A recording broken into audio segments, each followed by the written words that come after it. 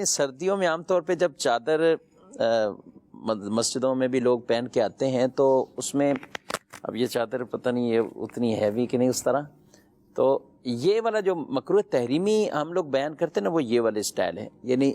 ادھر ہو یہ سیدھا، سجاد صاحب آپ بھی ملاحظہ فرمائیے گا، یہ دونوں اس کے جو چادر کے دونوں پلو کہہ لیں اس کو، دونوں کونے یہ بالکل ایسے ہی چھوٹے ہوئے رہیں، یہ اور عام اسٹائل بھی ہماری دعوتوں میں بھی کچھ ایسا ہوتا ہے کہ آج کل بلکہ بڑے شہروں میں تو سردی کو بھی ظاہر فیشن مانا جاتا ہے، اور چادریں بھی ایسی فیشن والی آتی ہیں، وہ سردی کیا روکتی ہیں، بس وہ ایک ڈیزائن بنے ہوئے ہوتے ہیں کہ یوں چادر لٹکانی ہو، تو یہ والا جو انداز ہے اسی طرح کنارے لٹک رہے ہیں، یہ دونوں کنارے لٹک رہے ہیں، یہ مکروہ تحریمی والا ہے۔ اس کا ایک پیچھے ہو اور ایک آگے ہو، یہ بھی ایک اسٹائل ہے پہننے کا کہ بس یوں ہی ڈال لیا، تو یہ بھی اسی میں آئے گا مکروہ تحریمی والا، نماز میں اس طرح جو ہے اس کو پہننا، اور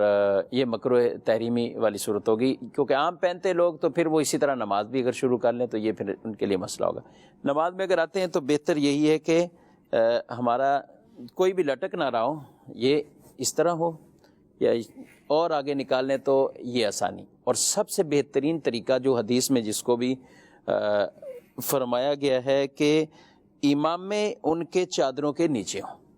یعنی چادر ان کے اماموں کے، یہ امامہ ہے اوپر یہ چادر ہے، اور اب آپ چادر جو بھی ہیں اس کو پہنیں اور اس کے ساتھ وہ آگے ہو۔ اب یہاں سے کوشش کر کے اگر اس کو کسی طرح یہ کر لیں گے،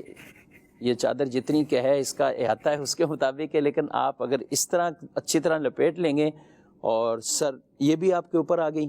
اور آگے والا بھی، اور ادھر بھی آپ نے اس کو رکھ لیا کہ آپ بالکل ریلیکس ہو کے تھوڑا نماز آپ پڑھ لیں گے،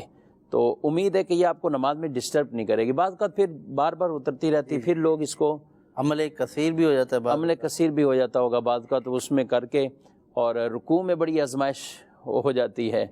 اور اسی لیے میں نے کہا تھا کہ اتار کے رکھ دے، پہننا نہیں آتا وہ اتار کے رکھ دے تاکہ نہ اس کی نماز فاسد ہو نہ مکروہ تحریم۔